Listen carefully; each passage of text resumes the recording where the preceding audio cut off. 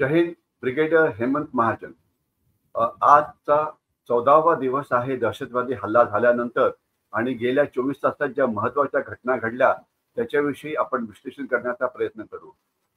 मी या भागामध्ये 1995 ते 98 साली सर्व्हिस केलेली आहे आणि माझी बटालियन 7 मराठा लाईट इन्फंट्री जे दहशतवादी आत यायचे त्यांना थांबवण्याचं आमचं काम होतं आणि ज्यामध्ये आम्ही 70हून जास्त दहशतवादी मारले होते 3 वर्षाच्या कालखंडामध्ये. आणि पुन्हा एकदा मी 2004 ते 2006 या कालखंडात सुद्धा या भागामध्ये होतो आणि रिटायर्ड झाल्यापासून माझा मुलगा सध्या सैन्यात असल्यामुळे त्याच्या डोळ्यातून मी काश्मीर बघतो आहे आणि जावयाच्या डोळ्यातून जे ईशान्य भारतात जी गडबड चालली आहे ती बघतो आहे.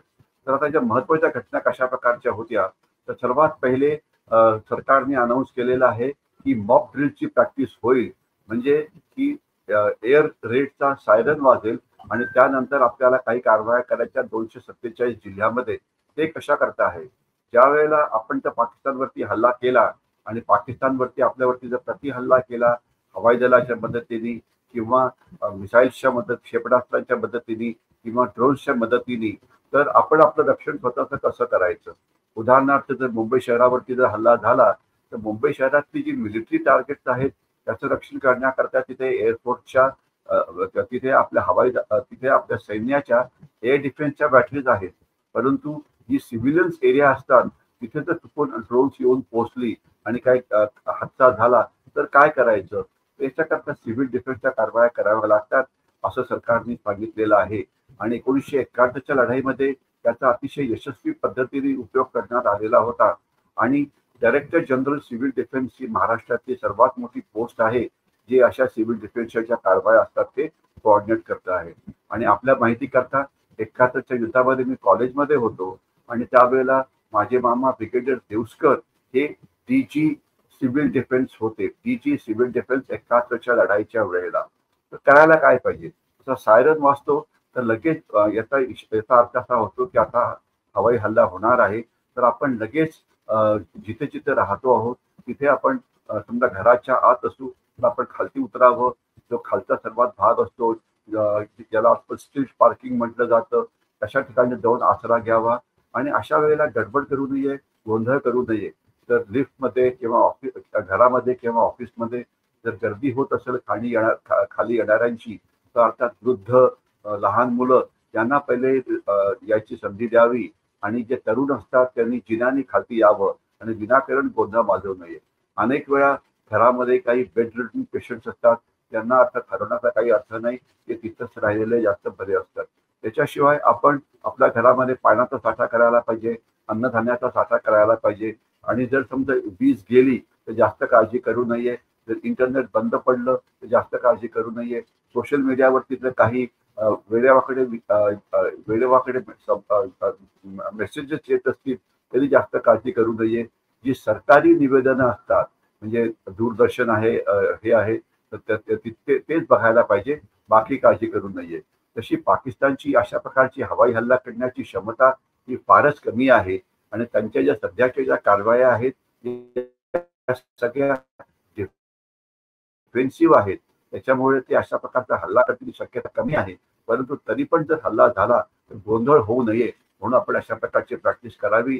याच्यामुळे जे इतर संस्था असतात म्हणजे हे होमगार्ड म्हणजे त्याच्या सिव्हिल डिफेन्सचे एनसीसीची जी मुलं असतात ती मदत करतात, होमगार्ड त्यांना मदत करतात, अर्थात पोलीस पण असतं. तर कुठे आग लागली तर फायर ब्रिगेड येऊ शकतं.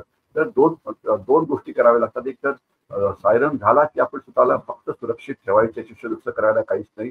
आणि शत्रूची एअरक्राफ्ट परत गेली, हा पुन्हा दुसरा सायरन झाला तर त्याच्यानंतर आपण बाहेर येऊन इतर कारवाया करू शकतो. म्हणजे कुठे आग लागली असेल तर ती विझवावी, तर कोणी जखमी झालं असेल तर त्याला फर्स्ट एड द्यावं, त्याला हॉस्पिटलकडे घेऊन जावं आणि अशा प्रकारच्या कारवाया कराव्यात. आणि काही वेळा काही जण रात्रीच्या वेळेला आपल्या भागात गोंधळ होऊ नये म्हणून रात्रीच्या वेळेला सुद्धा पेट्रोलिंग करण्याचा प्रयत्न करतात.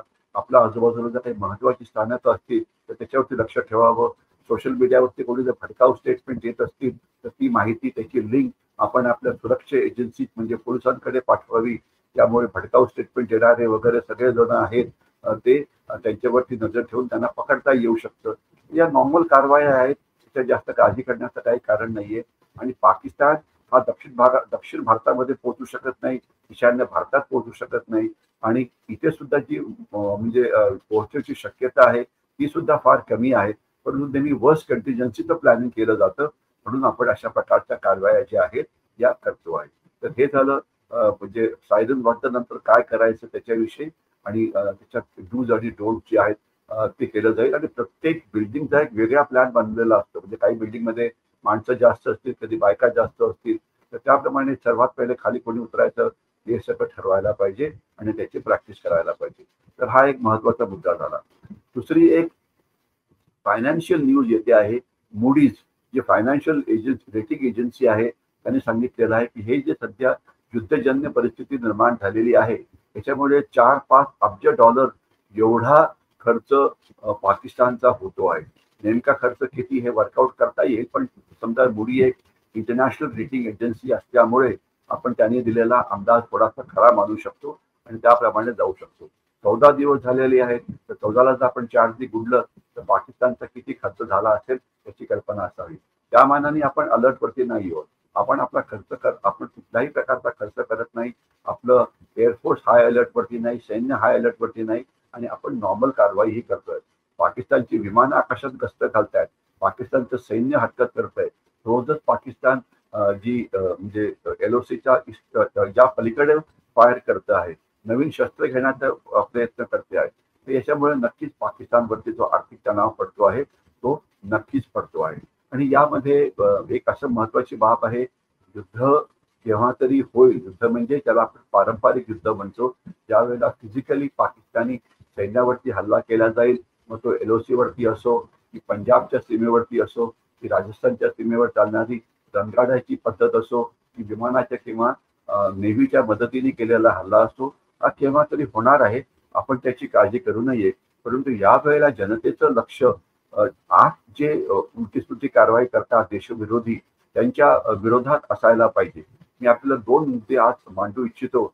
आपण जर आजची एक ब्रेकिंग बातमी बघितली असेल तर नेमकं आजच, मी रिपीट करतो, नेमकं आजच पंजाब मधल्या शेतकऱ्यांनी आता दिल्लीच्या बाजूने कूच करायला सुरुवात केली आहे. ते म्हणतात की आम्ही जो पंजाब मधून सिंधू बॉर्डरवरती जो रस्ता जातो तो रस्ता आम्ही बंद करणार आहोत, कारण आम्ही ज्या वेळेला मागच्या वेळेला आंदोलन केलं होतं तर त्यावेळेला आमचं सामान पोलीस चोरी करून गेले होते किंवा काही आम आदमी पार्टीचे लोक होते ते चोरी करून गेले होते. म्हणजे याचा अर्थ काय होतो आहे की जी फाईट आहे ती पंजाब मधले शेतकरी आणि तिथले जे रुलिंग पार्टी आहे आम आदमी पार्टी त्यांच्यामध्ये आहे असं सध्याच्या बातम्यांप्रमाणे दिसतं.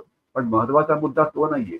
महत्वाचा मुद्दा असा आहे की आज पंजाब एक सीमावर्ती राज्य आहे. तिथे सैन्याची हरकत ही पुष्कळ होती आहे, कारण तिथे मोठ्या प्रमाणामध्ये सैन्य आहे. नेमकं किती आहे त्याच्यामध्ये मी जाणार नाही, परंतु एवढं नक्की की जेवढं JNK मध्ये सैन्य त्याच्या अर्ध सैन्य हे पंजाबमध्ये आहे. तर कारण असं की आपली जी महत्वाची टार्गेट आहेत पारंपरिक लढाई म्हणजे लाहोर आहे, सियालकोट आहे, ही पंजाबच्या समोर आहे. तर अशा काळामध्ये आपण ज्यावेळेला युद्धाकरता तयारी करतो आहोत त्यावेळेस जर आपण आपले रस्ते बंद केले शेतकऱ्यांनी तर आपलं किती नुकसान होईल. कारण काय तर म्हणे या राजकीय पक्षांनी आमचे सामान चोरलं, आमची प्रॉपर्टी चोरली, जे काय असेल ते. पण ही काही वेळ नाही. तर अशा प्रकारचा गोंधळ माजवण्याचा कोणालाही अधिकार नाही.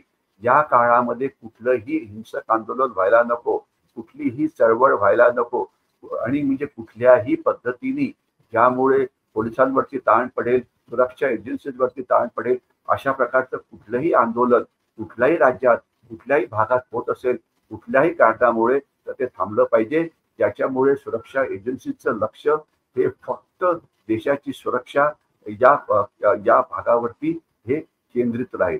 आणि आता नेक्स्ट मुद्दा मला सांगायचा असा आहे की तो म्हणजे ज्या वेळेला आपण सिंधू नदीचं पाणी बंद केलं होतं तर काही तथाकथित तज्ज्ञ म्हणायला लागले होते की नाही हो, सिंधू नदीचं पाणी बंद कधी केलं जाऊ शकत नाही. त्यावेळेला मी म्हटलं होतं की सिंधू नदीचं पाणी पावसाळ्यामध्ये बंद करायची गरजच नाहीये. कारण त्यावेळेला इतका अफाट पूर येतो की सिंधू नदी असो की गंगा नदी असो की यमुना नदी असो की ब्रह्मपुत्रेमुळे अर्धा बांगलादेश पाण्याखाली जातो, आणि सिंधू नदीमुळे जे पाकिस्तानचा जो नदीकाठचा भाग आहे हा सगळा पाण्याखाली जातो आणि प्रचंड पूर येतो. आणि मग तो पूर ओसरून झाला की त्यानंतर दुष्काळ पडायला लागतो.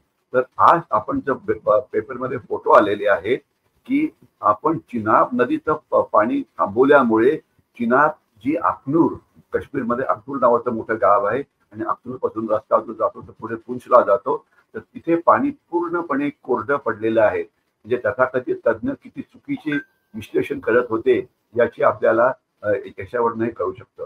म्हणजे म्हणण्याचा अर्थ एवढाच आहे, आपण जी वेगवेगळ्या पद्धतीने पाकिस्तानवरती कारवाई करतो आहे त्याचा इफेक्ट हा नक्कीच होतो आहे.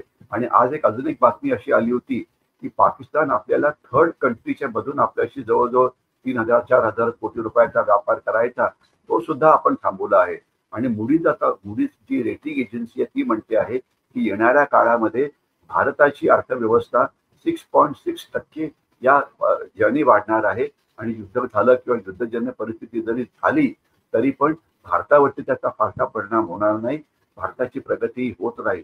त्या मानाने जी पाकिस्तानचा जो रेट ऑफ ग्रोथ 2.8% होता प्रति वर्ष, तो आता 2.4 वरती आलेला आहे आणि एखाद्या वेळेला त्याच्या खालती पण येईल.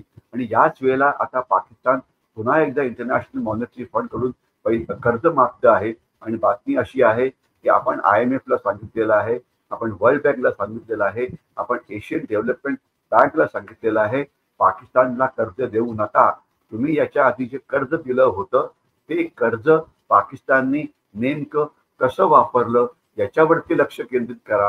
आणि तुम्हाला असं दिसेल या या पैशाचा वापर त्यांनी लोकांच्या कल्याणाकरता केलेला नव्हता. त्यांनी याचा वापर चीनचे पैसे पेमेंट करण्याकरता किंवा दुसरं ज्याला म्हणतात की म्हणजे शस्त्र संधी वाढवण्याकरता हा केला होता. तर त्याच्यामुळे त्यांना लोन देऊ नका. आणि म्हणून आता हे तिन्ही ज्या मोठ्या संस्था आहेत, आर्थिक संस्था, आता विचार करता आहेत की पाकिस्तानला आता लोन द्यावं की नाही. आणि याच्यात आता शेवटचा मुद्दा असा आहे की पाकिस्तानचे जे सैन्य प्रमुख आहेत मुनीर, अनेकांचं असं म्हणणं आहे की त्यांचा जो काळखंड आहे हा आता ऑक्टोबरमध्ये संपणार होता. म्हणजे त्यांना तिथे रिटायर व्हायचं होतं. तर त्यांची इच्छा अशी आहे की आता त्यांनी हिरो बनावं मुशारफ सारखं वगैरे, आणि त्याचा काळखंड हा 5 वर्ष अजून वाढवावा, म्हणून त्यांनी अशा प्रकारची कारवाई ही सुरू केलेली आहे. अशा प्रकारच्या बातम्या सुद्धा पुढे येत आहेत. आणि पाकिस्तानी सैन्य जे काम करत आहे त्याच्याविषयी पाकिस्तानमध्ये राग आहे, त्याच्याविषयी कोणाच्याही मनामध्ये शंका नको. तर युद्ध कधी होईल आपण काळजी करू नये. सैन्य ठरवेल युद्ध केव्हा करायचं, त्याप्रमाणे ते होईल, त्याच्यात काही डाऊट नाहीये. कारण केवळ इतर पद्धती वापरून पाकिस्तान सुधारेल असं नाही, परंतु असा पण ज्वर नको व्हायला युद्ध का होत नाही, युद्ध का होत नाही. सामान्य माणसांनी आपल्या क्षेत्रामध्ये आपलं लक्ष चीनवरती बहिष्कार घालण्यावरती करावं, डोळे आणि कान बनावे आपल्या सुरक्षा एजन्सीचं. सोशल मीडियावरती काही पण चुकीच्या बातम्या येत असतील तर ती बातमी सुरक्षा एजन्सीकडे द्यावी. हिंसक आंदोलनामध्ये सामील होऊ नये. आणि केवळ नुसतं व्हॉट्सअपवरती मेसेजेस पाठवायच्या ऐवजी आपण आपल्या क्षेत्रात जास्त एफिशियंट बनावं. त्यामुळे आपला जे अर्थव्यवस्थेचा जो वाढण्याचा वेग आहे हा अजून जास्त वाढेल. तसं झालं तर आपली अर्थव्यवस्था मजबूत होईल. आणि युद्ध झालं तर युद्धाला तोंड देण्याकरता आपली जी सक्षमता आहे ती अजून जास्त वाढेल. आणि शेवटचा मुद्दा, 71 साली युद्ध झालं होतं, आपण ते जिंकलं होतं. 94,000 कैदी हे आपण पाकिस्तानचे पकडलेले होते. त्यावेळेला आपण कैदी परत केले. त्यावेळेला आपण दोन मोठ्या चुका केल्या. एक तर आपले 64 कैदी, 64 किंवा 66 असा नंबर आहे, जे पाकिस्तानच्या ताब्यामध्ये होते. त्याच्यामध्ये काही एअरफोर्सचे पायलट्स होते ज्यांचं विमान पाडण्यात आलं होतं, काही इतर आर्मी आणि इतर लोक होते. त्यांना आपण कधीच परत आणलं नाही.